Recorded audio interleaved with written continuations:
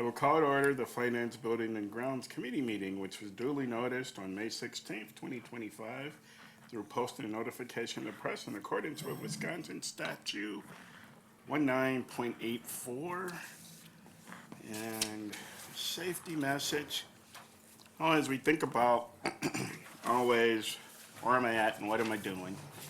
How can I get hurt? How can I avoid getting hurt? A couple things came to mind, and it came to mind as I remember it was a week or two, there was an accident, a school bus, and some kids were hurt significantly, and as it typically is warmer and kids are running around, and we had to remember it was a boy or girl riding their bike, they got hit on their way to Marshall. So it's really, as I think about, pedestrians, bus safety, and traffic safety, just things we can think about and just remember. And focusing on pedestrian safety, know the traffic signals. Understand the meaning of traffic lights, signs, and pavement markings. Use designated crosswalks. Only cross streets at designated areas like crosswalks, corners, and traffic-controlled intersections. Mentioning that, Monroe Elementary, there's a crosswalk, and many people don't like to use it. They prefer to cross at Mount Vernon and Pontiac, which there is no crosswalk. So if anybody in the area, pay attention to that, because I almost hit a gentleman because he wasn't using it. I didn't really almost hit him, I saw him, but it was not in a crosswalk. And I'm like, walk the half a block down. But look both ways. Always look left, right, and left again. Or if you're watching from Europe, then it's right, left, and right again. Avoid obstacles. Never cross streets from between parked cars, shrubberies, or signs. Walk, don't run. Always walk and never run across intersections unless they're completely controlled. From a bus standpoint, and I guess I have a question. What is the most dangerous parts around a school bus? Front. That's partially correct. Any others? That's all I get. It is the 10 feet around it in all directions. Oh. All directions. Because often, if it's the bus driver, they're typically stopped. But unfortunately, we have people that are in a hurry and they do things they shouldn't do around school buses. So just pay attention to make sure that you as a driver are paying attention, and even more so, reminding the students getting off the buses. And I'll go back to the traffic.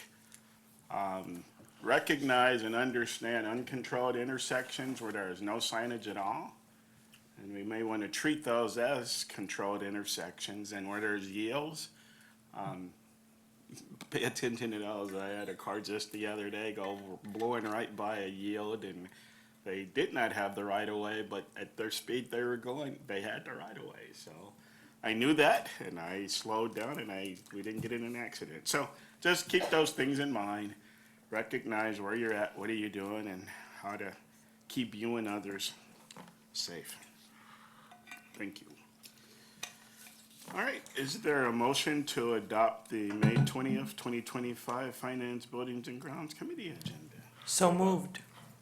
All right, we'll go with Commissioner Johnson for the motion, Commissioner Domershausen for a second. Sounds good. And with my yes vote, we all will adopt the agenda unanimously with Commissioner T. Johnson not present. I have my hat on here. All right. Next item is presentation of the fiscal 24-25 year-to-date April financial summaries, and consider approval to move to the full board. Mr. McCray. Absolutely. My apologies. I just realized that you have two documents uploaded, one called expense, one called revenue, but both are the expense reports. So there'll be No requested action for you to move the financials because they are incomplete to the full board. But to chat a little bit, just a couple of sentinel reminders as we move closer to the end of the fiscal year. And these financials, as you know, are through April. On an expense standpoint, we are just under 60% at 58.4 of our district's Fund 10 expenditures. Keep in mind there are some significant expenditures beyond salary and benefits for the remainder of the year, one of which is our Fund 10 to 27 transfer. So keep in mind, we are aided at just under 30% of special education costs. So the balance thereof is a transfer from Fund 10 to Fund 27. We make that at fiscal year end, sometime post June 30th, once all expenses are booked and we are closing out the fiscal year. You'll see in the budgeted expenses, that's just over $15 million for us this year. So it's a significant impact. And you're going to hear a little bit about, as we move forward in the budget update presentation, about special education. You've heard it, but you won't be able to hear it enough. It's just great to be reminded on a monthly basis. So from a revenue standpoint, I want you to keep in mind that we will yet still have a significant aid payment, and that will come in June, excuse me. And part of that aid payment is you will see deductions as a result of open enrollment. When we look at open enrollment, we don't cut checks to districts and receive checks from districts. It's really taken care of at the state level, right? So it's accounted for in a June reconciliation statement for us to apply to our books. So saying that is that's with our final aid payment. And keep in mind, as we look to the end of the fiscal year, we will book a receivable for just over $10 million related to local taxes collected. We will receive that most likely in early August. So keep in mind, that's a month after our fiscal year end, right, that we are still receiving a significant amount, north of $10 million in revenue. So ergo, booking the receivable. So I apologize, that's my error, that I did not upload independently. It was a labeling issue for me. Okay, so we will forego taking action on this at this point. I guess one item to note, and maybe we just roll this until the next committee meeting. For these, I think that would be fine. And at that point, I think, assuming that all of the committee members are present, it would be nice to at least explain what goes into the headings of the revenue Absolutely. and expense as a reminder for us, and then a new board member too. We haven't went through that in a while, so. You'll see some content this evening, or this afternoon, I should say, that, again, the three of you have heard as, experienced committee members, so somewhat tailored for our new committee member who is unfortunately unable to be with us this afternoon. Okay, so we can move through expediently then. Okay. We never move fast, Commissioner Ardrey. All right, next, item 1.5, information on how the district's budget supports instruction. Right, so I'm fortunate, and certainly Dr. DeGraff will join me. You'll hear a majority of this afternoon's presentation from Dr. DeGraff, but we really wanted to collaborate and share with you, when we talk a lot about numbers, what those numbers reflect. I know the three of you as commissioners are very aggressive in getting out into buildings and seeing what's going on in our classrooms and our artistic spaces and our athletic fields, right? But it's a great opportunity to remind the committee and our extensive viewing audience of all the support financially, what goes into instruction in the classroom. I'd say business services, Matt Sylvester Knutson, Allison DeGraff, her team, Chris Mendenwalt, the director of secondary, meet relatively frequently, right, in terms of our realigning. There's not necessarily a money plant in business services, right, but it's really ensuring that L&I, learning and innovation, instruction in the classroom, is receiving the resources that they need to be receiving. So we're going to take you through a little bit of an exercise. This is going to be a little bit interactive, excuse me. You'll have a handout as you watch a forthcoming video. And so as always, we want to talk about our priorities. So student academic excellence, staff excellence, operational excellence, family and community partnerships. And it's really probably the first two that we're focusing on in this afternoon's presentation. Student academic excellence, kind of an academic return on investment, if you will, and then staff excellence, because our investment is not only, we'll say, instructing our our students, right? But it's professional development that enables our staff to provide exceptional student experiences. So, a couple of objectives, if you will, as I look at my notes, and I have the clicker. So there we go. We're going to highlight a video from Harrison Elementary. So it's a Harrison Elementary produced video, right? We take no credit for this. It's really well done, and I think has served, and Allison will reflect upon this, as kind of an exemplary, if you will, for other schools to adopt. Allison's going to talk to you quickly about SAIL, which is the School Administrators Institute for Transformational Leadership. We've done that at the secondary, we've done it administratively, we've done it at the middle school, and then certainly I think our last group through is the elementary. Allison will talk a little bit about professional learning teams. You'll see that illustrated in the video. Again, we're going to ask you to kind of watch the video and really look to identify how PLTs and teachers are working with students, their group, and then the student group. So identifying items that represents the district's budget. We kind of have a funny story. Allison was so happy to share the video with me. And I go, that's really nice. Let me tell you what I see. And so it's just a different perspective. When Allison's touring buildings, right, she's looking at learning targets. When I'm touring buildings, I'm not probably looking at learning targets. I'm looking at other things. And that's, I suppose, kind of a little bit of our inward joke, so to speak. And then measuring academic growth and achievement, AKA academic return on investment. Now you may be thinking, why is this coming to finance? And again, I'll ask you to consider the fact that no mission, no money, no money, no mission. And our mission, right, or our 4 priorities we shared earlier, so they really do go hand in hand. And I think it's our combined work, and I say this throughout our district and our leadership team and building principals and others, right, is how are we providing enough resources to ensure that our students are receiving an exceptional experience in the classroom.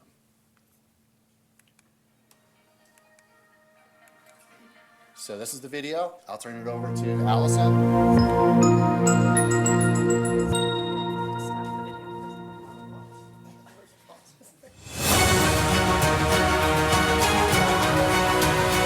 Pausing. There we go. Okay. Yes. Okay, I just want you to know, right, we have a little fun, is obviously I'm winging it a little bit. Allison actually prepared a script. I'm sure you're not surprised. Who has the PhD, who has the lowly masters, right? So it's Allison who's good to go. Yes, before we watch the video, I just, wanted to share a little bit about the video and kind of set up the context for the video. As Mr. McCray mentioned, our 12 elementary schools in the last 2 years have gone through the SAIL process, which really is about an instructional improvement planning process. And so through that SAIL process, we really start to take a look at our data, which we, every year look at our data, but take a deeper dive and try to really identify one key area of focus rather than multiple areas. And part of that focus is what are some of those best practices for staff that will help ensure that we're impacting instruction in our classroom for student learning. And so as part of that SAIL process, that our principals, our instructional coaches, and our teachers went through, we also found that one of those best practices is professional learning communities. Now, our teachers have always planned together. They've planned what is the lesson we're doing tomorrow, what's the weekly lesson plan or the unit lesson plan. But what a professional learning community focuses on is really the teachers looking at their unit assessment and saying, what do our kids need to know at the end of this unit and how are we going to get there? What are the key instructional strategies and standards they need to know at the end of the unit? So it's a conversation about what does that planning look like based on where they need to be at the end. The second part of a professional learning community is once we've given that unit assessment and we find out that we want to try to get 75 to 80% of our students' mastery on these skills.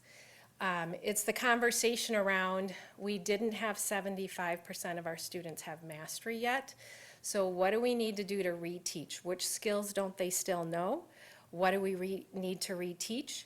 And then how are we going to assess them or use a formative assessment to determine if they learned the content after reteaching? So the video that you're going to see is part of the training that they've received through SAIL and professional learning communities, which again is used, those trainings and the resources and materials you'll see in the video are a combination of some of our federal grant funding that we use, as well as local funds. So you will see a second grade team of teachers at Harrison Elementary in a professional learning community. They've recently given an assessment, so they are going to determine what are the skills that they need, what are some of the skills that all students didn't master, what students need to be retaught, how are they going to reteach it, and then how are they going to assess it to see if they have learned the information after being retaught. So that's what you're going to see. You have a list in front of you, so as you watch this video, we want you to look at this checklist and mark some of those things that you're seeing. They may be some of the things that I mentioned around staff collaboration in professional learning communities, formative assessments. It also may be some of the things more around the physical environment or the teacher engagement in the process. So if you can kind of look at that list, and as you're watching the video, we want you to mark the things on that list that you observe, and you'll probably each have a little bit different lens that you're watching the video with. But so as you watch, feel free to mark what you see in the video, and then we'll kind of talk about that after the video. Quick question before video. Yes. And so, and of course, not of course, but I think about having visited buildings before, so I've been to Harrison, I've seen second grade classrooms. Right, your microphone, please. Thank you. So I've seen second grade classrooms in Harrison. So what it looked like, what was done, let's just say a year or two ago before this was done, what did it look like, or is this completely different? Sure. So a little bit of what this would have looked like a year or two ago is, again, teachers would have probably planned the lesson or planned the unit. You know, we're going to do, let's say, Unit 4 on geometry. And so we're going to plan, what do we need to do tomorrow? What's our weekly lesson plan? And I guess what's different this time is they start the unit by looking at the assessment now. And they say, what is it kids need to know at the end? And then they backwards map that.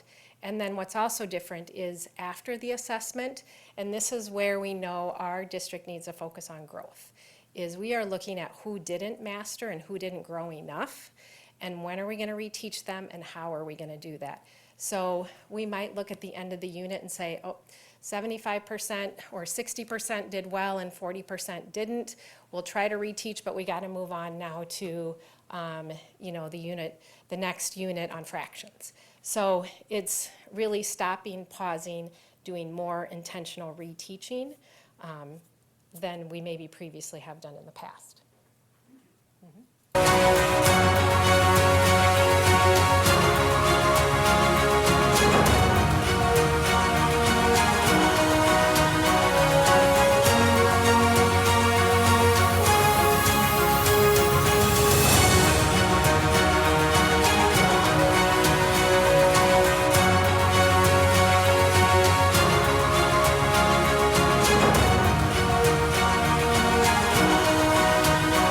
So today we are looking at our number corner checkup from March, and the skills that we determined that students should be able to do are to read and tell time in 5-minute intervals, add and subtract numbers up to 1,000, use place value to determine how big or small a number is, so greater than, less than, equal to, and then add and subtract within 20 from memory. So that was a little timed portion, time test portion there. So then from there, we took each skill and we looked at our data and we came up with the friends that have not mastered each of those skills. And so now we need to decide what activities we're going to use for reteaching during our math play time. And so, should we just start with telling time? Yep. Since that's the first one on there? Okay. So telling time to 5-minute intervals. So I was kind of looking at just like what my friends were doing wrong, and they mostly struggled with how it's not quite to the next hour yet. So they were still looking back instead of writing, what was it? The first one was 6:45, but they were saying it was 7:45, to be closer. Sure. So that's what I'm gonna do my reteach on. Okay. You know, a few of my friends that got them wrong are still confusing the hour and the minute hand. Oh, okay. So a review of hour and minute Yep, hand maybe, so- and then times like past the half hour, so half hour, quarter hour Yes, is yep. what we need to, okay, focus on then. And then, how will we know if students have mastered that? Do we want to find like an activity in Seesaw or, because I don't know when for unit assessments, when are, end of unit assessment, are they assessed again on telling time? We should We'd look have at to that. look at that. To see if there's, If you wanna look at that, I can look for, a seesaw. okay, So this seesaw, it's 4 pages. And it gives you the hands. You Okay. just put it in. oh, but it's color coded. And it's color coded, so that's you, nice. yeah, you know the hour and the minute hand. Yeah, And then maybe we could even change one or add it to where we take away the code yeah, eventually. yeah, So that'd be good. can I delete it? Yeah, Oh, I I like can it. delete it. So Okay, like the last perfect. one, I'll just delete. So then we can use maybe like our little Judy clocks that we have to practice too during the wind time for some hands-on visual, and then, do the seesaw activity. And then we'll either come up with a, little formative or, if I can find, oh, the assessment, here we go. Okay, tell and write time from analog clock to the nearest 5 minutes and using AM and PM is supposed to be mastered by now. So the March number corner is for mastered. So they probably won't get it again. So we're probably gonna have to come up with a formative of our own. So we can create something then. 35, good, 6, 40, keep going, 6, 45, 6, 50, 6, 55. Is it 6:60? Nope. 7 o'clock. See how as we move our hands around, the hour is going to change. We get closer and closer to the next hour. Okay? All right. Show me on your clocks. Let's do 2:25.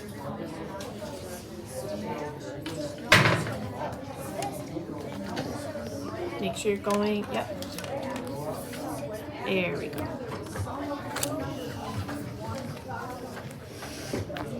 25. 2:25. So remember, there you go. Count again, starting here. So start at 2 o'clock. I know these hands can get stuck. So what I want you to do for page 1 is just what we were doing with our markers. This time you're just gonna write it in on your digital time. Look at the analog clock, write in the digital time, okay? Just work on page 1 for now. Okay, and then the next one is, are we done with that one then? Sorry. Okay, so add and subtract numbers up to 1,000. So where were the mistakes? Well, some of my friends still had trouble writing for the story problems, coming up with an equation. So that's probably, I need to review that first. Otherwise, most of them had a strategy. Most of yours use their open number line? Just saw? Yeah. Okay. And I think they set it up correctly, but I think it was just like their math was incorrect as they were working through. Yeah, a lot of mine mix up how to add and subtract on the number line. Okay. So my friends were just doing their hops and then counting up their hops. So doing the Okay. difference instead. Okay, So by the time their numbers didn't match up. okay. And when the adding the 4 two-digit numbers, we definitely need more practice on that, just breaking it apart. We touched on it a little bit, but I almost think that that could almost be a whole regroup, or a whole regroup reteach. Yes. Okay. Yeah. For that one though, my friends didn't use a number line. They just All right. So you had some time there to see a professional learning community. and really targeted around what skills and standards do the students need to master, and then how do they provide that reteaching and reassessing. So if you want to take a minute and look at some of the things that you observed during the video, and kind of mark some of those.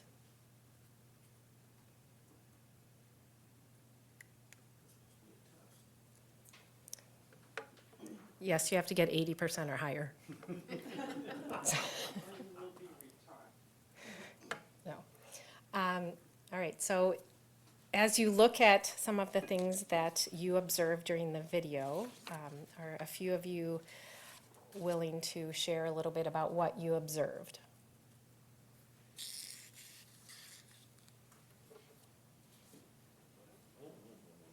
I observed most of. Please use your microphone. Thank you.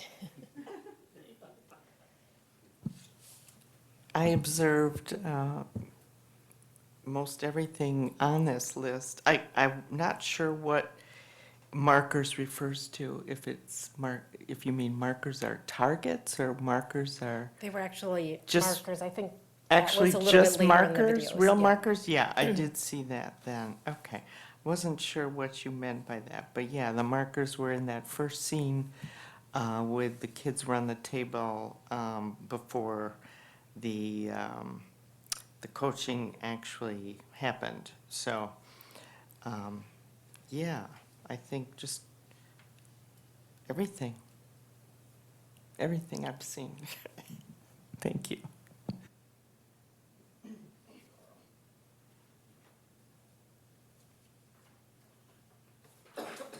Well, I would say out of our checklist, the last one was missing, all the above. But I thought probably the one thing that I appreciated is as the teachers talked about and planned, they had a sense of enthusiasm. And it carried over, and it was obvious that as the teacher were working with the 3 students, you could see she was enthusiastic, so therefore they were enthusiastic. So I know that that's one of the more impactful things. So that's what stood out to me the biggest. A thing that really stood out for me was the way in which when the teachers were strategizing and receiving coaching and things like that, they referred to the students who had not done the whatever 80% or whatever as their friends. My friends will be, I think I need to do this with my friends. So, I mean, it really will affect the way that that teacher relates to those students. And so, it takes away any potential negativity. It's just all positive. Thank you, and I think it helps focus on, sometimes we say, well, they're not in school much, or they, it's their behavior, it's difficult to teach, but this is about what can we do differently, how can we teach them differently, so the focus is on, what we can control as teachers to help improve student performance, not necessarily what we can't control, what frustrates us sometimes, but that's what I appreciate about that enthusiasm from this, like I'm ready to figure out what I can do differently to help them. Were you have something to add, Carl? No, really. No, okay. All right. I like the teamwork part. Yes, and that is with that professional learning community team is something we've been working really hard on in the last year or two at the K-12 level. So for some of you, if you missed, or if you'd like to see, in April at our PPC meeting, we had a 6th grade team from Franklin who came in and spoke to PPC about their professional learning community and really the impact of the pre and post results as almost a mirrored process to what you just saw in this video at Harrison. So what's really important to us is that, yes, this is a team that is really strong, but we're trying to build this as a system K-12. Like this is the process we expect to see at all levels for our students too. What I also wanted to note that was unique about those 3 teachers, because sometimes we can say that this brings challenges. One teacher was veteran, one was a first-year teacher, and one was a substitute, a long-term sub. So I think the other thing that this PLC process really helps with is maybe I'm new or I'm coming in as a sub and I haven't worked with these students all year, but this team allows me to really ensure we're all providing the same quality instruction and reteaching for students. So I think that was really meaningful to me as well with that team. So again, as Dan mentioned, and he'll talk a little bit more too, I appreciate the collaboration with the business department as well. And we know that this is really about bringing together, all of those 4 priority areas in our district as well. We know that the majority of our budget is spent on staffing, but the remaining budget, and as part of what this committee focuses on, is really safe, secure, and well-maintained buildings. And we have to have those environments in order for our teachers to have the environment they need to teach their students.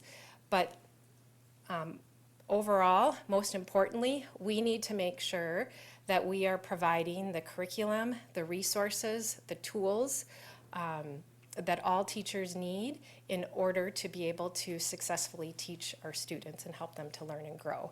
So, I want to thank the board as well for your support in our curriculum resource adoption cycle, in your support for ensuring that we are able to provide not just the curriculum, but additional manipulatives and resources. You saw those little clocks. How much better does a student understand time having a clock in front of them, or if the teacher is just talking to them? That's huge. So it's all of those little pieces. And as you said, when Dan watched the video, I was like, what some of you were reflecting on, I think about the teachers and they were talking about the key standard and what strategy they were going to use. And Dan is like, it's great they had a laptop, and did you see the kidney-shaped table, and that it was also a marker board? But those are all the pieces teachers have to have in order to be successful in the classroom. And we have to have the great teacher, because Superintendent Holtzman always says that too as well. Great teachers matter in that instruction, but great teachers have to have the right tools and resources so they feel supported to do their job. And so thank you for providing that for our teachers as well. So I'm going to let Dan continue. Sure. Just going to go back to the slide that Allison was on. As we look at, I think, an upcoming agenda item relative to our budget, no doubt these are challenging times for us. So we're waiting on a state biennial budget, and we've taken what we know thus far, which is $325 per student, per member, I should say, and we've rolled that forward, and that's just under $3 million in new revenue for the district. In a district this large, that is not a significant dollar value. I'm not going to cover every tile that you see on screen, but when we look at our curriculum investments, so a portion of the curriculum you saw today relative to time is a component of our Bridges curriculum. We needed to leverage federal funding available as part of ESSER, the Elementary Secondary Education Relief Fund that we received during the pandemic, to purchase the Bridges math curriculum, and subsequently the Wonders literacy curriculum. That's nearly a $2 million investment. It would have been a little bit more, but Allison was a tough negotiator, so he was able to work with vendors to ratchet that down. But that's $2 million in district dollars we did not have that we leveraged federal funding for. So as we look forward, and we do have a curriculum adoption budget, so to speak, within the L&I budget. So we look at software, which is Object 362, and the WUFR, the Wisconsin Uniform Financial Accounting Record. No one really cares in this room but me, but it's an object number in terms of what it is we are purchasing to support instruction in the classroom. We have textbooks and workbooks, right? Those are reflective curriculum investments. So we have dollars, but we certainly don't have dollars to the magnitude in terms of adopting 2 primary curriculums these past few years. Certainly it's the manipulatives, the clock pieces that Allison referenced. It's about the instructor in the classroom, right? So when Carrie and her team, working with building principals, looking to attract and retain talent, we need to be competitive in terms of wages and benefits and professional development, right? That teacher is a sentinel component of instruction in the classroom. so affording us to be able to do so. Certainly laptops and Chromebooks. Typically when the industry invests in technology, it's to reduce cost. When we invest in technology, it's to enhance the academic experience. It's not a cost reduction for us. You know, when we're buying textbooks and workbooks, and now we're also buying software, those budgets don't go down because we're buying software. We still have, you know, investments and actually, you know, manipulatives and paper and what have you to support, again, instruction in the classroom. So all of this feeds, all right, that learning environment that we wanted to highlight. Invariably, we talk a lot about numbers and revenue limits and equalization aid and reimbursement from the state for special education aid, you know, certainly. But what I think we tried to illustrate today, and I think you understand, but we just wanted to, you know, make the emphasis, is there are stories behind those numbers. And you saw that today. I alluded a little bit to Carrie and her human resources team. Sometimes we look at the Educational Services Center, the district office, right? And there's a lot that goes on to support instruction in the classroom, whether that's business services, facilities, human resources, information technology, you saw that, learning and innovation, payroll, pupil services, new student enrollment, and certainly student nutrition. This is come and presented to you, Liz Liedl, our Director of Student Nutrition, right, and ensuring that our students have a really good breakfast, a really good lunch, an opportunity for snack, right, so there are less distractions for that student in terms of hunger, and they can pay attention to the instructional staff in the room. And certainly the superintendent's office, you know, the leadership provided by that and public information and telling our story. So there's a lot that goes into our budget, all in support, we'll say, that illustration of 6 minutes that you saw today. Allison's going to talk a little bit about the data as we close up this portion of the presentation, so I'll turn it over to her. So as we kind of wrap up for today, and so we saw the professional learning community. We saw the teachers utilizing that process to ensure that all kids have mastery of those skills. So one of your questions was about what's different from last year to this year. So when we looked at that same unit last year, we saw a 12% increase in student proficiency from last year to this year, just by the first year of using this process and improving this process. So the data is telling us that this process is working. Now, we also looked at our forward exam results, and we're starting to see that this process is impacting those.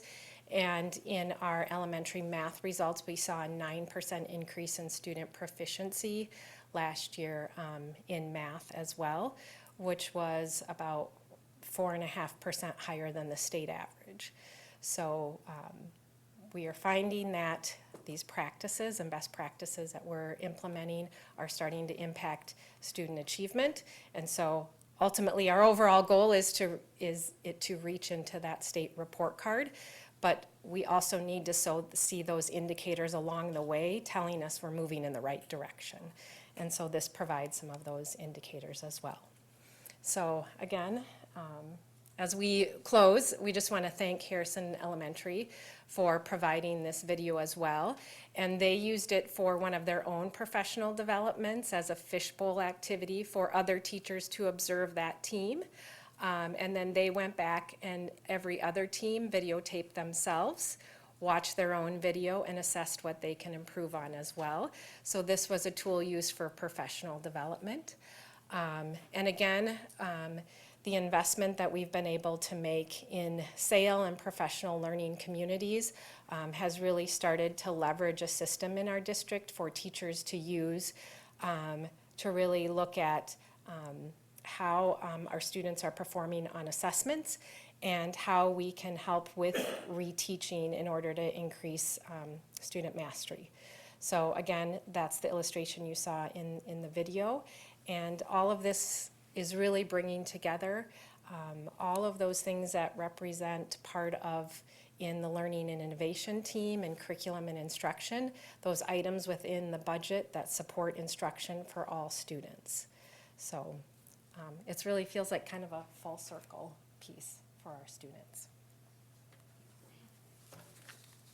Now, just one item that's not on the slide deck is Matt Sylvester Knutson, our Director of Finance, not so much me, but certainly worked with Dr. DeGraff and her team, Chris Medenwalt.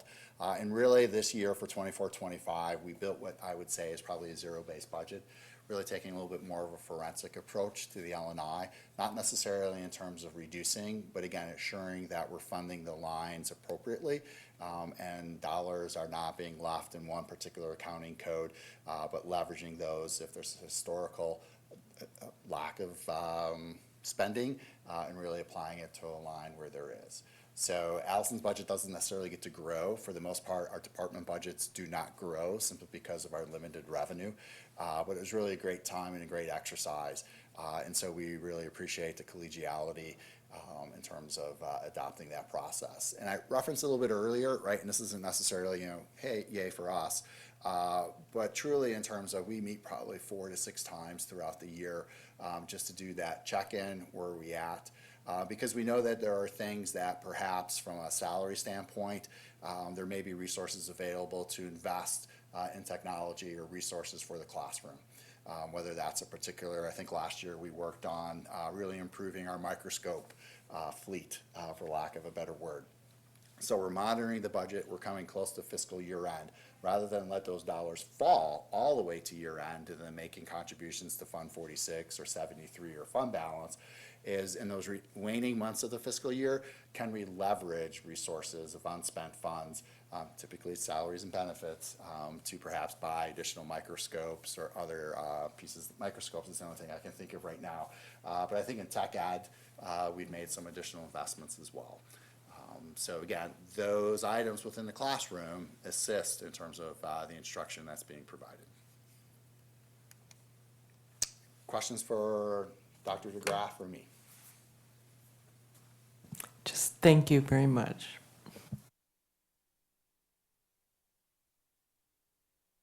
Thank you.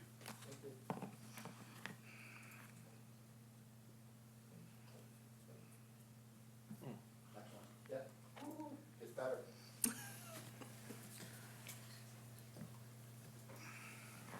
So just thinking, and I think about the block view of the layout of things, and so ultimately we want the student's education to flow like water. The more it flows through, the better it is. So foundationally are all the blocks. But when we break down, then that starts to go through and it doesn't flow, it seeps through. And then that's where the learning loss and all of those things just don't happen. I say that as for people that are visual, that might be a way to connect, to make a little, not just a different way to connect it as opposed to the water seeping through. The water flows, and the more we shore up the foundational pieces, the better the water flows, starting with the 9 yahoos that are the board commissioners. So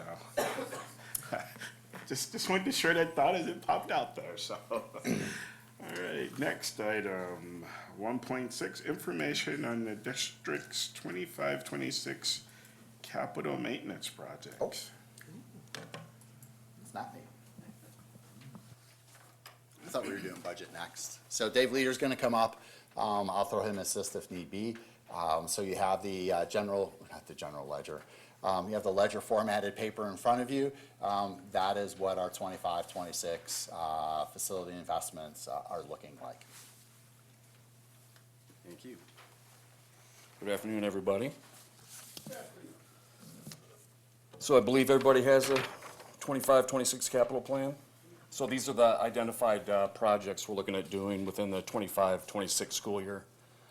If you notice on the right-hand column under 25-26, you may see, for an example, at Jackson Elementary School, asphalt replacement highlighted for $125,000. That really didn't meet our budget. So we know that this needs to be replaced, however, it just didn't fit our budget number for this year. Just wanted to explain a couple of other kind of high dollar projects we're looking at. At Roosevelt Elementary School, we have a colonnade. That's a new word I learned. All the years I've been here, I learned what that colonnade meant, so that was It's pretty cool. Actually, on the Home Street side of Roosevelt Elementary, you have that round porch section with the columns coming down. That's called a colonnade. So I love saying that word now, so colonnade. And Dave Farwell, I believe you just learned that as well today, So anyways, with that particular part of the building, it's original to the original construction. We have some soffit fascia, things we need to address and improve. Parker High School, we have 6 doors, exit doors that lead out from the main gym. The frames have all rusted, so we're looking at replacing those as well. And there's one more big one here. Exit door number 5 at Parker, we have an interior staircase that leads up to the 2nd floor. That's a terrazzo that has deteriorated as well. So that's a big ticket item we're looking at replacing this summer. Other than that, as you go through the list, you'll see some site drainage issues that we have. It's been identified throughout the district. And those are tailored to catch basins that have failed, whether they're in a parking lot or an asphalt playground. And we always, year to year, have our concrete replacement budget, if you will. That consists of sidewalks, service walks, entry points to buildings. So I will be here for any questions that you have regarding the other things we have identified. I'd be happy to answer for you.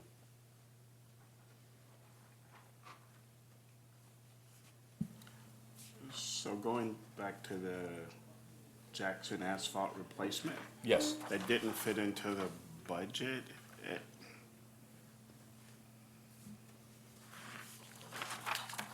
We identified 720,000 for Fund 10 capital. I'm sorry. Caution item. Caution item? Right, so it's not that it's not gonna be done, I think we just like, let's see how we're doing. Understood. Right. Understood. I don't know at this point what some of the expenditures are gonna come out at on some of these projects, so it's kind of tabled, if you will, until we can see how we are towards, after I get bids and quotes in. So it may be sorry more about the end of the budget year for that. Correct. Okay, as well as the Franklin asphalt replacement. Correct. At the same, okay. Yes. Yeah, because, well, my question was, I see that Fund 46 had been identified, and I was like, well, why wouldn't we just use Fund Right. 46 for that? But I now I understand why it's flagged for, it fits if we have the money. Absolutely. Okay. All right. Absolutely. Well, thank you. This is awesome, and this is not a draft. This is what we're actually doing. It is, yes. So I'm just looking over Dave's shoulder here. I think I'm the angel on his left shoulder, not the devil, so I just want to make that So you say. clarification. So a couple things, right? It's interesting, and I have to give a shout out to Dave Farwell and Julie Yerke. You'll see some things, let me see if I can flip this here. If you look at Adams, you'll see walk-off carpet exits 1, 2, and 4. You're gonna say, walk-off carpet. You may recall when we did our secure pathways, particularly as you come into the office areas, there's walk-off carpet, rather than having carpet mats. Right, so Dave Farwell is extremely frugal. We own some carpet mats. We also lease from a vendor carpet mats, and of course that is an expenditure. And so the thought process is can we begin to transition to more of a permanent walk-off mat rather than a rentable walk-off mat? Right, the other thing too is walk-off mats have a tendency to separate over time, right? They float around a little bit, and so if they're covering a hard surface floor, a potential student or an employee or a visitor to the building, may be walking from a dry surface to potentially wet surface or slippery surface, right? So the walk-off mat really helps eliminate that potential safety issue. So we know, and so Jamie Brown and I had the opportunity to sit on a call with our workers' compensation provider. So they're always asking, so what measures are we doing to improve safety? This is an element of the types of measures we're looking to do. We can't do it all at once, right? But you'll see this over time in terms of these are the features from a safety standpoint, from an economic standpoint that we're looking to implement.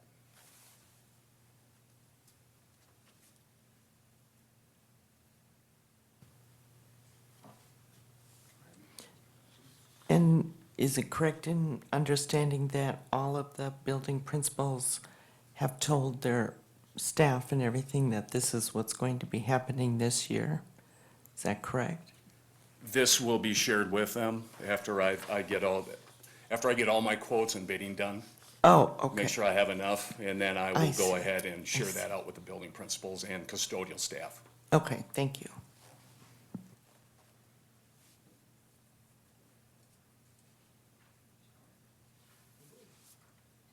Thank you very much. All right, thank you.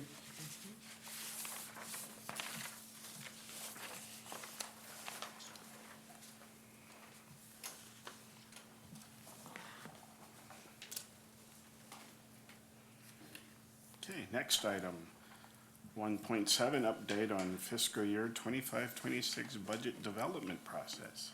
Mr. McCray. It just keeps getting better this afternoon, doesn't it? So we're going to review, I know, a high level. So actually, I did ask Jamie if she had time to pop in, Jamie Brown, our manager of benefits.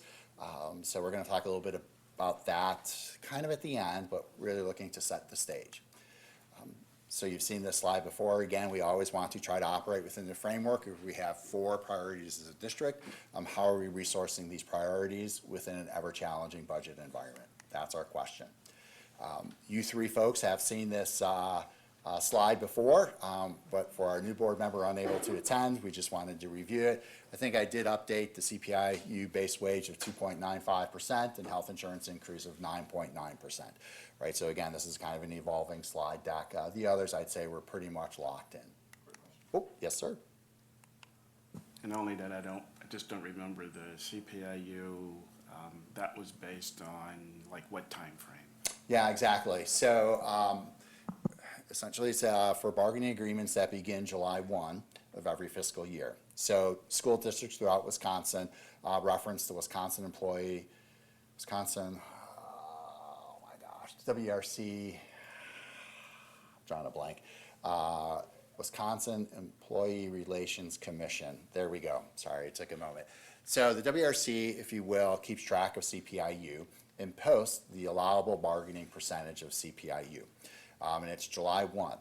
So what we do is January 1 for staff who are here is we take a snapshot in time for those staff who are here in order to calculate the base wage.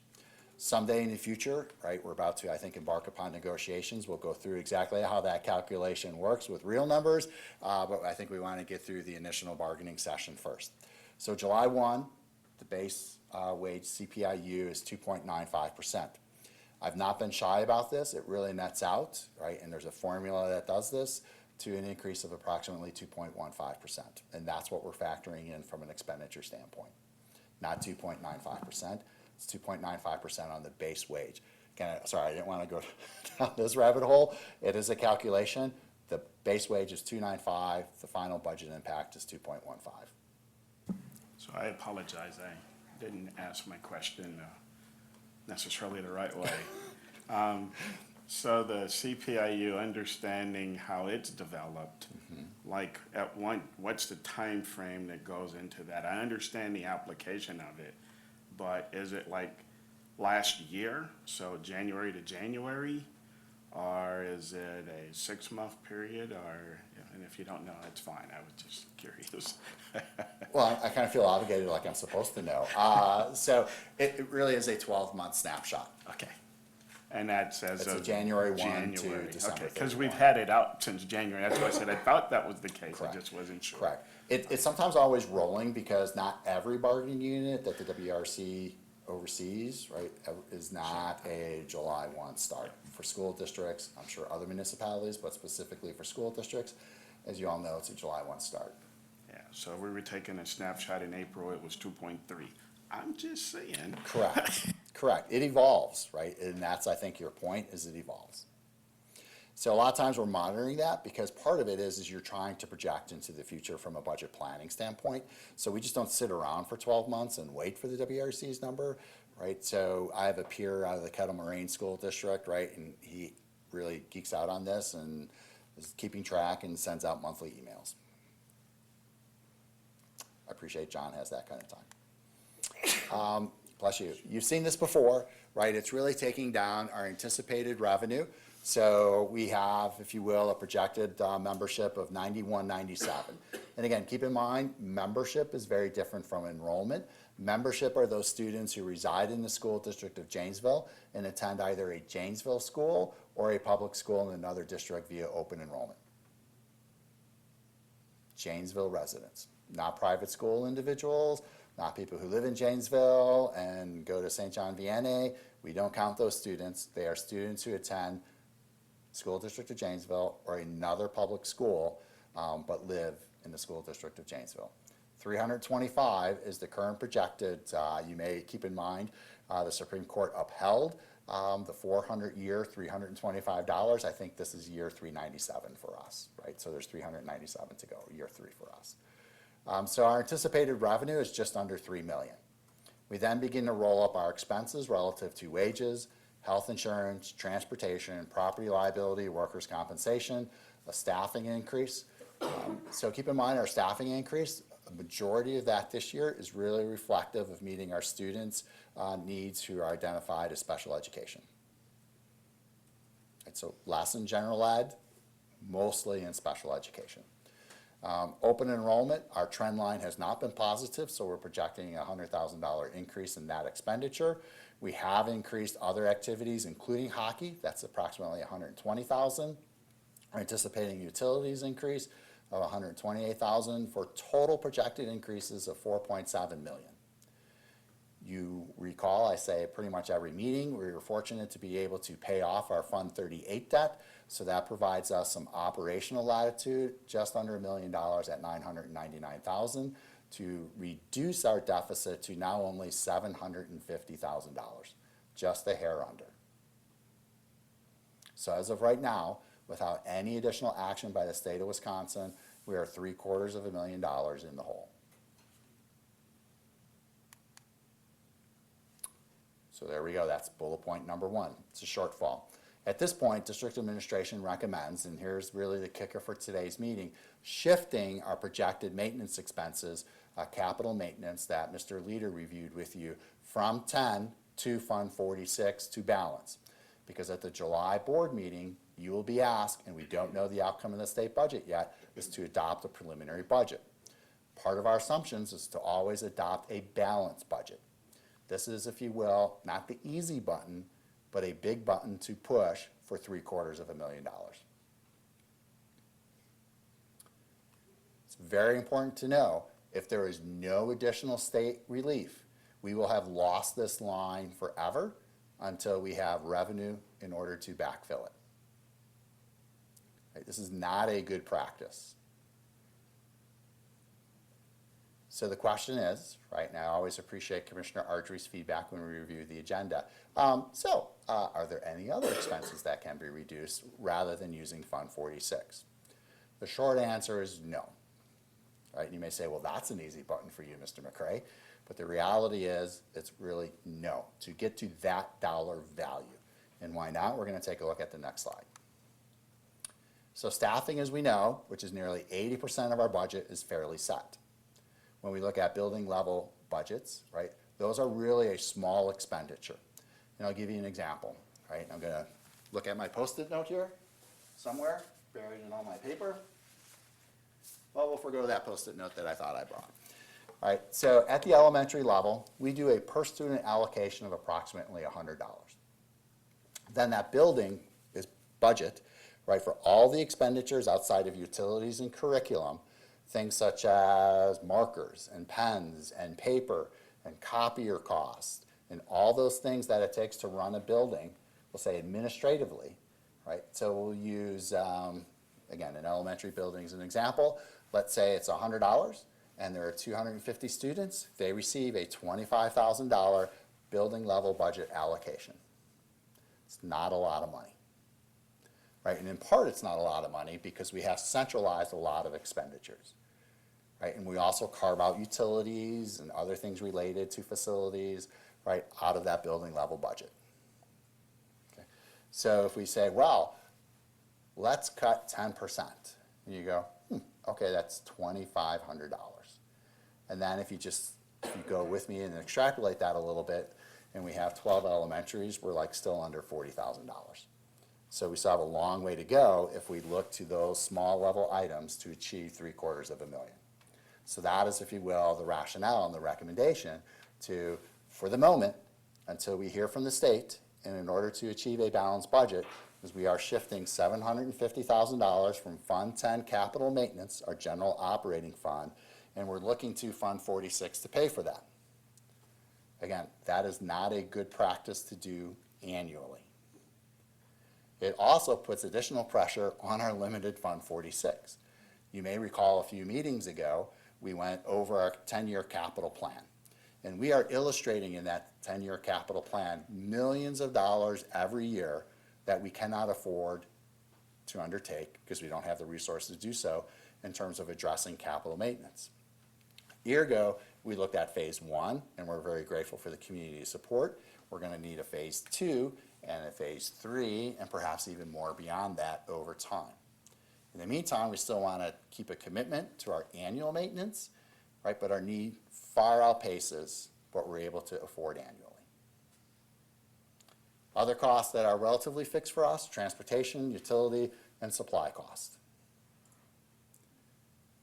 Right? So I think everyone pays attention to the news, right? And so prices are kind of going up on things, particularly things that are imported from other countries. And the district, I would say, is already a low spending district. Again, I always appreciate conversations with our commissioners. And I'm not going to say we are a minimum wage district, but we are on the lower end of revenue per member of $11,325, and you're going to see that come up in a little bit. So if I already have meager means, and someone says, well, I never hear anything about saving money, right? And you're going to go, well, you know, we're already a meager earner, and you're asking me to tighten the budget. Now, that's not going to say that we don't consider tightening our budget. I shared an illustration earlier of Mr. Farwell, who has left the meeting. He lost his cue, right, of how are we working smarter within our budget. So rather than paying rental costs for floor mats, do we purchase and install, right, to reduce that expenditure, but yet we're making an investment, but it's also a safety issue for us, right? So we're thinking about how are we leveraging our resources, not necessarily always looking to save to the bottom line, because we have lots of opportunities, right? So sometimes it's a reallocation rather than a bottom line savings within our limited revenue that are imposed by the caps. So this is the big item. We've worked through some of the others. The state of Wisconsin biannual budget. Okay, it should be noted the state's two largest expenditures are K-12 and Medicaid. There's been some talk at the federal level about Medicaid. Typically, I would say in my tenure, right, and I would look to Commissioner Ardrey as well as others, not a love for reducing Medicaid, right? So then sometimes it falls on K-12. So I'm not particularly optimistic about the opportunities for us to receive additional funds from the state of Wisconsin. There's also a degree of uncertainty about the 25-26 budget at the federal level and beyond. So we just need to be aware of that. There's a gentleman from the Department of Public Instruction said, you know, 25-26 is going to be interesting. Right, September 30th, all right, the Congress needs to take action on a continuing resolution. My guess is there going to be some poker chips in that negotiation, right? And how and what poker chips will be played and how will they impact us locally at the state level. So the School Administrator Alliance, and I've shared this before, right, has three primary increases in state support that they're advocating for: a revenue limit per member beyond 325, essentially keeping pace with CPI; a revenue limit ceiling increase from its current level to $12,000. We're currently at, moving into the 25-26 fiscal year, $11,650. Right, so we would see, if it were moved to $12,000, an additional $350 million, which would probably be an additional $3 million for us if that measure were to be undertaken and signed into law. Don't hold your breath. And an increase in special education reimbursement, currently below 30%. It's like 29 and change. And keep in mind, for every 1% increase, the district will yield approximately $150,000. So if we receive a 5% increase and move from 30 to 35%, right, we still will not be able to replenish the bucket of $750,000 that we're moving from Fund 10 to Fund 46. We don't want to lose that line. So if we do see an increase, we have to replenish that line. Just reviewing some upcoming dates, right? Everyone knows our fiscal year begins July 1. We'll also on July 1 receive an equalization aid estimate. Keep in mind, equalization aid is not spendable dollars. It's technically tax relief. July 8th, the board meeting, there'll be a preliminary budget. So I would ask that you keep in mind a June Finance, Buildings, and Grounds Committee, right? Because there'll be a preliminary budget on the docket July 8th. It's Commissioner Ardrey and the Commissioner's perspective, but maybe take July off, perhaps August. But if you could keep June, that would be awesome. September 19th is our third Friday student and membership count. October 1st is our equalized property values that come in. That is really helps us determine the mill rate. October 15th is our final equalization aid. And October 28th, it's already on the docket, that will be the district's annual budget hearing, budget adoption, and levy certification meeting. 3 months into the fiscal year, you'll be finalizing the budget, which is why we do a preliminary budget in July. And as of this point in time, we still don't know what our financial factors are from the state of Wisconsin.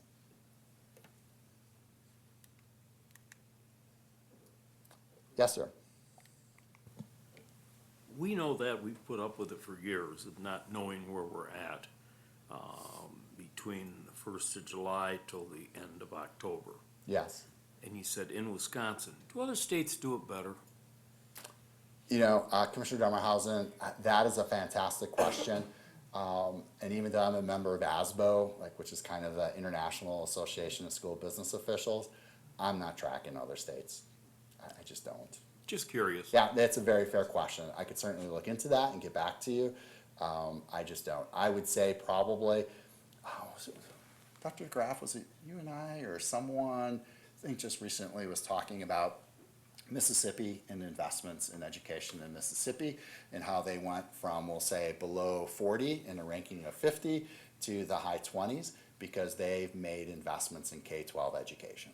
Right, so I hear things like that. I'm just not tracking it, Commissioner Dummerhausen. Thank you.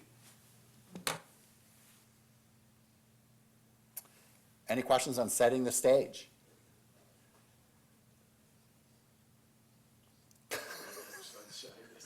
I know, right? There's rainbows and unicorns out in the corridor.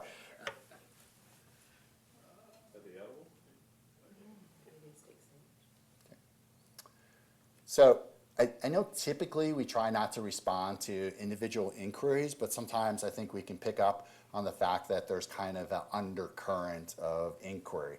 And so we're going to take a few slides to really address a particular issue that has arisen. And so I invited, and I appreciate the collaboration of Jamie Brown, again, our benefits manager. She's in the audience to be sure that I continue on track and don't speak about things I should not be speaking about. So a lot of times the question is, well, why don't we spend money on fill in the blank?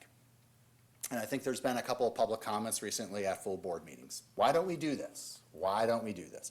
And it really relates to salaries and benefits, but it could really be about anything, right? It could be about girls hockey, which we're looking to address. It could be about facility improvements. It could be about why don't we purchase a particular piece of snow removal equipment? Why don't we spend money on fill in the blank, right? And so perhaps fair questions, but I believe it's important to understand the context in which we're operating. And so that's going to be my attempt over the next few slides here. Right? So some things to keep in mind, and it varies amongst the 421 school districts in the state of Wisconsin, is the revenue limit per member. Right? It varies, and you'll see that pretty soon. Expenditure. Is it an expenditure over time? Was it a one-time expenditure? Is it a new expenditure? And then districts vary in terms of investments in wages, benefits, or both. Not every teacher in every district is on the same salary schedule. Not every teacher or support staff person receives the same benefit level across the state of Wisconsin. It's also important to understand Is the data current, and what was the past practice related to data? Such and such district spends this on X. Fair. What did they spend? And what is their strategy with that expenditure moving forward? And the composition of wages and benefits for all groups, eligibility, percentages, et cetera. It varies from state to state, from district to district. Commissioner Darmerhausen, you got me thinking about states now. All right, and I'll give you an example. The district I came from, right, you needed to work 30 hours or more of a support staff person to be eligible for health insurance. But you're only eligible for single, and you paid a 28% contribution towards your health insurance. But yet, that district does receive a cash in lieu. So we look at the composition, right, of those expenditures, not necessarily zeroing in on a particular line item or a particular benefit, a particular wage, or a particular piece of snow removal equipment. Right, you have to understand the context, and that's, again, what we're trying to portray. It's a lot of data. It's really too much, and I'm really working hard not to overwhelm you with data. You'll see Janesville across the screen, the middle there, and you'll see in column A, that's our base revenue limit per member. You'll see our 3-year rolling average membership of 9203. You'll see C, which is our operational referendum for this current year. We're year 4 of 4, and we're very grateful for the community support of 2 more years of $14.5 million each year. If you divided that 14.5 by our membership of 9203, you would see a value of just under $1,576 additional per member. That, if we added to the $11,325, would place us at $12,900.57 per member. And that's a good chunk of money. So let's stay in column E there. And you'll see that Clinton receives $15,000 per member, Edgerton $13,000, Fort Atkinson just over $15,000, Jefferson $13,000, Milton $12,000, Turner $11,325, the base revenue limit per member in the state almost, and then Whitewater at $13,852. If you move over to column F, the over-under is Clinton has 2,100 and change more than we do per member. Edgerton 338, Fort Atkinson 2,159, Jefferson 633, Milton is under $806, and Whitewater is over 681. So if you look at kind of comparable districts, and there's 421, I didn't choose Broadhead, I didn't choose Beloit, right? But these are kind of districts, if you will, that 26 corridor, a little bit towards Elkhorn, districts that we get referenced a lot about. You can see they have more revenue per member, a majority of them, than what we do. You may recall about a year ago, I think we looked at similar data, looked at the Big 8, which is our athletic conference, as well as like-sized districts such as Eau Claire, Wausau, Sheboygan, West Allis, West Milwaukee. We are on the lower end. So you have to have revenue in order to afford the expenditure. So let's take a look at top salaries. Again, Clinton, Edgerton, Fort, Janesville, Jefferson, Milton, Turner, Whitewater. Should have highlighted Janesville, I apologize I didn't. You'll see the top contract wage. So this is no additives, no coaching, no instructional manager stipends, nothing like that, the wage. You see Clinton is at $76,600, $12,504 than our top. Keep in mind, Clinton also has the most revenue per member of these listed. So where are they spending their money? Fort Atkinson, Janesville, Jefferson, Milton, Turner again. So you see the you'll see the top wages. You'll see Janesville is top at Fort Atkinson is $89,104. And you go, well, okay, how many people are greater than 80,000 in these districts? See Whitewater at the bottom, 5, Turner 8, Milton 16, Jefferson 9, Janesville has 139 certified staff members over 80,000. Now this isn't to say that's not a deserved wage. It's just really to provide context, right? Whether you're a building custodian, a student nutrition worker, an administrative assistant, right? I think the benevolence in us would like to pay market and even better in order to attract and retain talent. But we have limited revenues in which to do so. Fort Atkinson 22, Edgerton 11. Clinton has no teachers making more than $80,000. So we recently were able to recruit a teacher from a district, right, simply because their salary schedule towards the end of their career was not as aggressive as ours. They didn't come for the benefits, they came for the salary, right, and the corresponding Wisconsin retirement system thereafter. So context, again, is important rather than are we just cherry picking data. Right, this is just the average wage. Right, so what's our average wage? And again, this is 24-25 data, right? And you can see, and I won't go through every line, we go from Clinton to Whitewater again, and then you can see where we are. Right, so the average wage in Clinton is below ours, Edgerton below ours, Fort Atkinson has an average wage higher than ours, Jefferson below ours, Milton below ours, Turner below ours, and Whitewater below ours. So over time, the board has made investments, yes, in salary and benefits, but when we look at certified staff, more so on the salary side. So where do you want your dollar?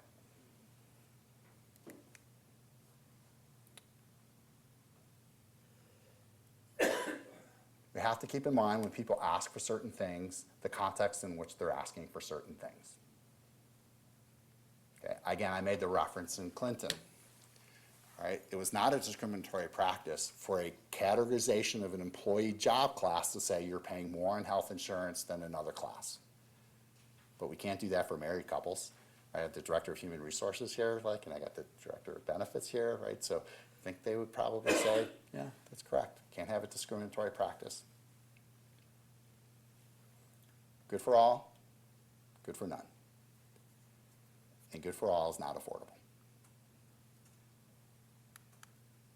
So any questions? Thank you for providing this for us. Thank you.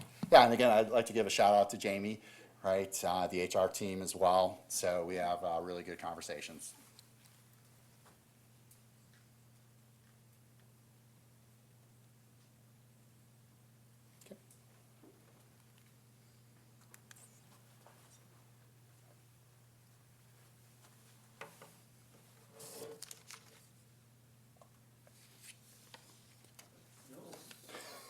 Okay.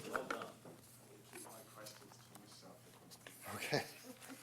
Well, you had a fill in the blank and you just filled it with this particular item, and as we go around the Big Eight and we look at athletic facilities and all of those things, it begs a different question, but that's why I said I'll keep it to myself. No, but that's very fair, and I think that's, I had the opportunity, again, about a year ago, we shared this with the principal group, right, in terms of when you go off and you're going to Middleton Cross Plains, or you're going to Verona, or you're going to Sun Prairie, and you're seeing what is it in terms of facilities that is being offered, what is it perhaps in terms of other elements of that educational experience, academics, arts, athletics, right, and why aren't we there? A lot of it has to do with where we were in 1993 in terms of where our spending was at when revenue limits were imposed and we were locked in. So if at that point in time you're a higher spending district, right, you're starting off at a higher point, Janesville was at a much lower point. And yes, over time, albeit somewhat incremental and sporadic, right, so you remember post-Act 10, we would receive revenue limit increases based upon CPI. There were years we received no revenue limit increases or minimal revenue limit increases, or a one-time per student categorical aid that grew but has been on hold for well over 6 years. Right, so other districts are also passing referenda in support on a recurring basis, which is base building. We'll maybe talk about that in the future. And certainly we're very grateful for 2 operational referendums that the community supported on a non-recurring basis. So to some extent, we need to be really good stewards of our dollars, but dollars do make the engine run. Thank you. Right, next, 1.8. Update on long-range facility planning. once again, Mr. McCurdy. Once again, this will be real quick, not even the first 5 minutes. I'm sure you need to hear another voice relatively soon. I think I have one more agenda item. And then I'm going to let Commissioner Ardrey handle all the policies. So, congratulations. Keep in mind, and we're just really on the tails of what Superintendent Holtzman shared in terms of roofing work that's being performed at Washington as well as Franklin. I do want to, and I know you had raised the question, Commissioner Johnson, in terms of how are principals informed. I do appreciate Mr. Leader and Julie Yerke and Dave Farwell kind of planning with the vendor, seeing what's going on, and then circling back, and that was the case at both Principal Perenboom as well as Principal Krieger in terms of this is what's happening. I think we missed maybe a parking cone on the day of delivery, but other than that, right, I do appreciate the engagement. So what is going on? Again, I know you saw and participated in the presentation by EUA and Cullen. There's still lots of planning going on relative to the software that manages, if you will, the ecosystem pertaining to doors and security systems that we're implementing at Craig and Parker, interior security measures. We're also looking at special education spaces currently at Craig and Parker and Jefferson and Wilson. We just did a bid walkthrough, not a bid walkthrough, a contractor walkthrough in anticipation of bids for a portion of Phase 1. Keep in mind, Phase 1 is Phase 1A and Phase 1B. That walk took place on Thursday. That was led by Mike Johnson, who is the pre-construction manager from J.P. Cullen. I believe EUA was there. I was at a conference. I know Commissioner Ardrey represented the board, and Mr. Leader was in attendance as well. So lots of planning, and I really need you to keep in mind that a lot of the work is above the ceiling tile, in the wall, in the lower level, and on the roof. Right, so people may drive by Washington and say, what changed? And you say, well, not really, aesthetically, a great deal. Working on the bones, not the meat. All right, next item, information on fees related to facility usage. Ooh, that's a hot topic. Yeah, so I'm going to ask for a punt opportunity on this one, simply because it is a Pandora's box in terms of fees. But I want you to consider this until we meet again in June. All right, is for years the district has been charging the same fees for community use of district facilities. Our costs have not stayed the same. So an example is we may charge an entity $28 per employee to be on site, to ensure that the building is lit, right, there in case there's an emergency, clean up after the use of the facility, right? So we charge for that. No one makes $28 per hour, right? So, because typically we're running time and a half, because a lot of this is weekend usage when we don't have staff on site, right? Our time and a half rate is north of $50 per hour when we look all in, because keep in mind, it's not only the wage, but we're paying FICA and WRS on top of that, right? So let's say our average custodian is making $25 per hour, right? And actually, we have many who are pushing 30. Let's go with the 30, right? So that's $45 an hour in just the straight wage. And then you can add on another nearly 15% for WRS and FICA. So we're north of 50. Right now, the intent is not to be rich on the backs of groups that use our buildings, but we're not covering our costs. And so part of it that we, I think, ask you to think about over the coming month is, all right, do we want to adjust that up? Do we want to cover our cost, or do we not want to cover our cost in full? So you can ponder that, but that's what will be presented to you. If you have some offline feedback you want to give me, I'll give you Dave Leader's number, and you can reach out to him, and he'll take your calls. Commissioner Damershausen. Well, our facilities are part of the community. And Yes. that's who we're leasing them to. That's who we will use rent in them that. to, yes. So I see that. But what would the difference be? I'd like to see that in the future if we were to go to market cost versus the other. Yeah, that's fair. And that's all I like to say. And I think if we don't raise to more to the market cost or some compromise there, make the community aware that we're subsidizing, because they subsidize with their votes for our referendums and that. So I'd like to convey that. Absolutely, and this is the feedback we were hoping to solicit, so thank you.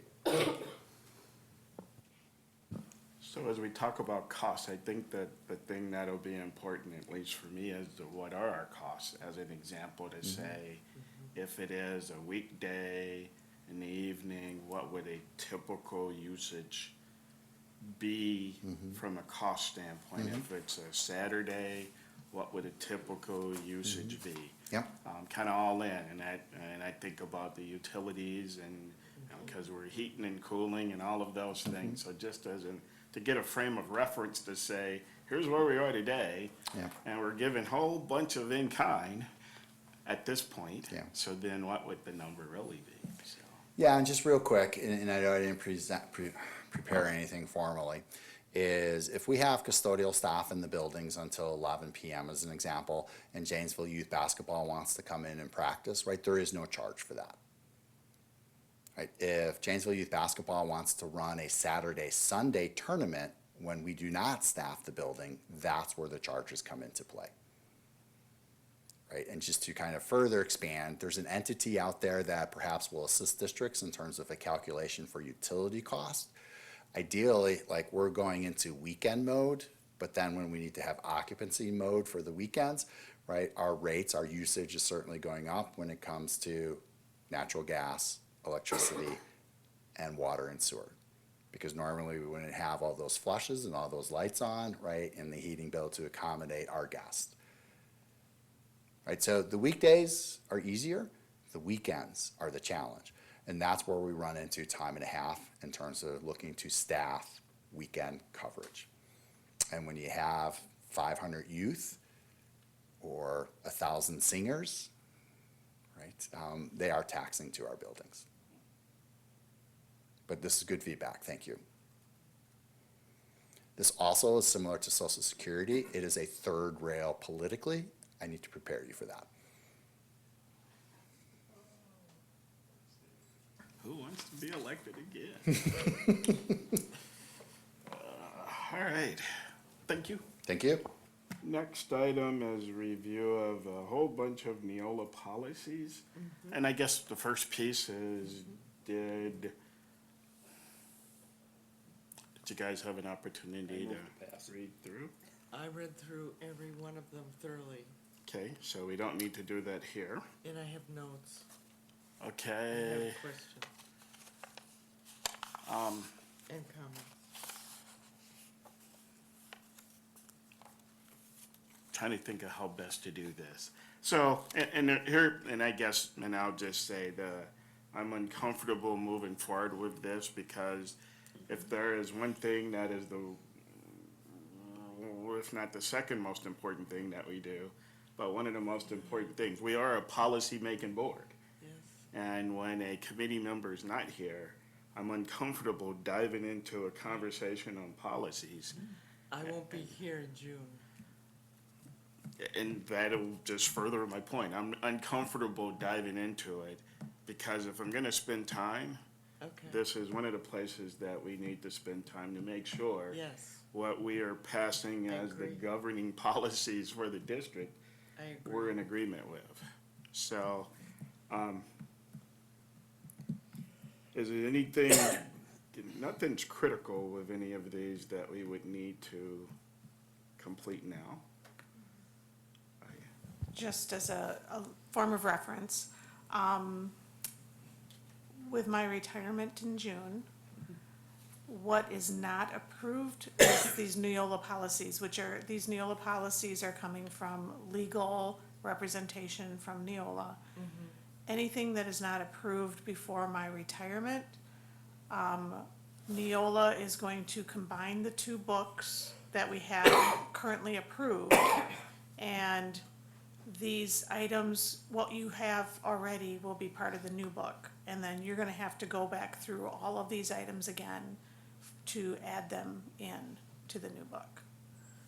So I'm just saying that we're trying to get the book as up to date as possible before my retirement. And if these are not approved now to go forward to the board meeting in June,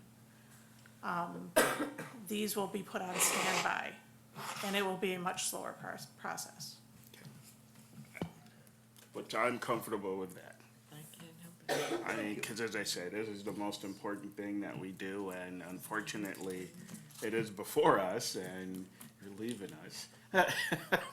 But I think, you know, I don't want to, in essence, pistol whip this to get it done just for a timing, as opposed to not working through, because there was some I was unprepared to move forward to the full board anyway.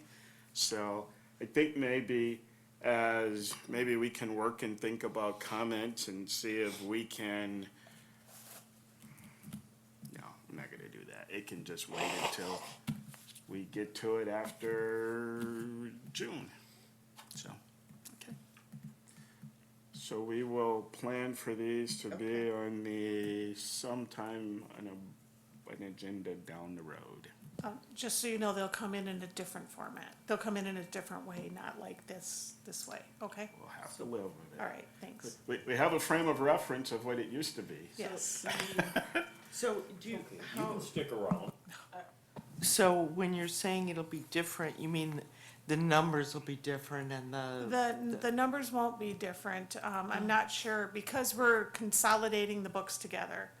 They will come as a fully new policy, like, just kind of like they are, but it's gonna be a different process. I'm not sure what that process is, because I'm not gonna be a part of it. Okay. But just be aware that it will come through on a different process, Oh, okay? okay. Thanks. But I'll just keep my notes, right, and that. Sure. That'll still be helpful. It would be right? helpful if you share your notes with us, so Yeah. that we can look at them prior to them coming back. I will do that. Okay, thank you. Thank you. You're gone in June, Yes, I'm gone in June. the whole month? Almost. Sorry. Yeah, Yes, almost. Mhm. okay. Yep. Looking to see if there was a little opening in there somewhere. The last week. The last week in June, I'll be here. Good for you. Absolutely. Can I come? Much needed, Okay. much needed. Getting back to the agenda. So, and I think it's important, but what the boards have passed previously, those policies are still applicable in that form as they were. It'll just, whatever combined will still be that plus some whatever. Okay, just to make sure I understand where we were at. Okay. I can live with that. I think it's as I said, this is one of our main things that we do have control over and we can do something about. So we will look to when we can review these, and hopefully not as a list of 20 or whatever it was there. So, okay. Look what they do with the budget. All right. So then next would be future meeting items. Anything comes to mind that you guys would like to be considered for our committee? Let's see, our committees Well, normally we be don't. the 17th. This Not will- scheduling yet, it's just anything from a topic standpoint. Gotcha. I mean, we have our calendar, I don't have before me, that we worked on previously, so we will follow that. Obviously, the budget will be one of the biggies in June for discussion, so I think we'll still need to have that. June 17th is the scheduled Yes. meeting. Okay. Yep. So, any particular topics? Budget. We're doing that anyway. No, but it sounds like I knew something. Yeah, okay. All right. Okay, hearing no additional topics, then our next meeting is scheduled for the 17th. And you will not be here. Correct.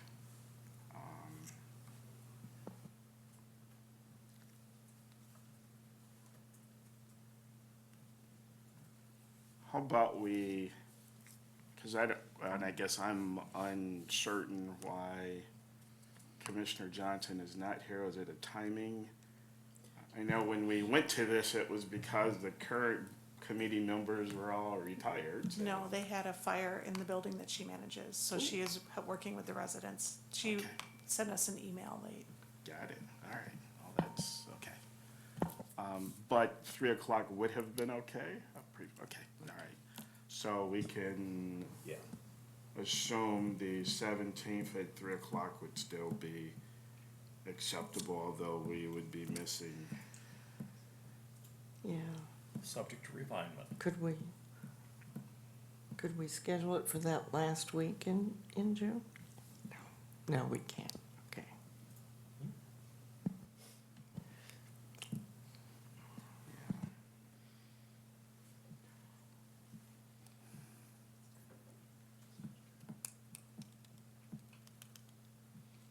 We'll see what we can do. I won't say that we can't do anything, but currently the next one would be scheduled for the 17th. Okay, thank you. We have reached the end of our agenda. We are adjourned. Thank you, sir.